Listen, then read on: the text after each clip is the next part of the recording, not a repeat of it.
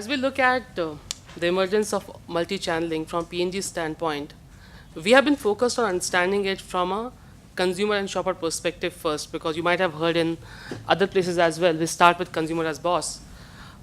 We have been focused on figuring out, as we look at different countries in the world, including in India, we have been spending time going with consumers, doing video ethnographies, spending time to observe their behaviors across online and offline, and we are seeing some interesting trends emerging.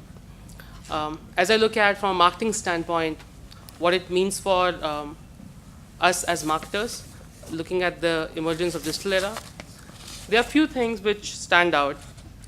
Overall, we love it. We like it because it allows us to truly focus on what's insightful rather than focusing on mass marketing.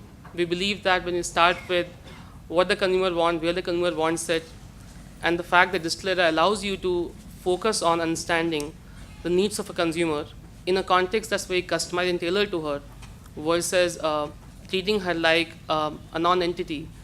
So we love it as marketers. We are seeing the emergence of focus on a customization versus one size fits all. I'll give you an example of that.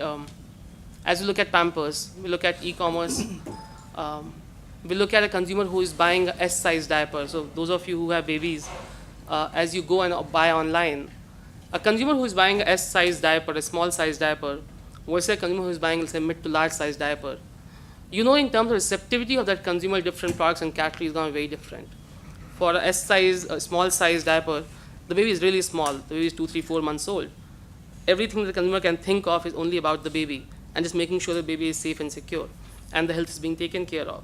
At that point in time, if I reach out to her and talk about Olay, if I talk about her skin and cosmetics, she's not receptive to me. So it's not a question of I can target the consumer or not. I can, of course, reach out to her. But is she receptive to me? But the same consumer, if I'm observing her behavior online and she's buying an M or L size diaper, I know that by that time, the baby is mature, and the baby has grown up a little bit more. The woman is confident, starting to get mingled back with the world, and she wants to start taking care of herself. And at that point in time, if I found a way to start a relationship with her when the baby was born, I can carry on that relationship, and I can then maybe talk about Olay or skincare products. I wouldn't be able to do that in a non-digital era with as much of a convenience and targeting.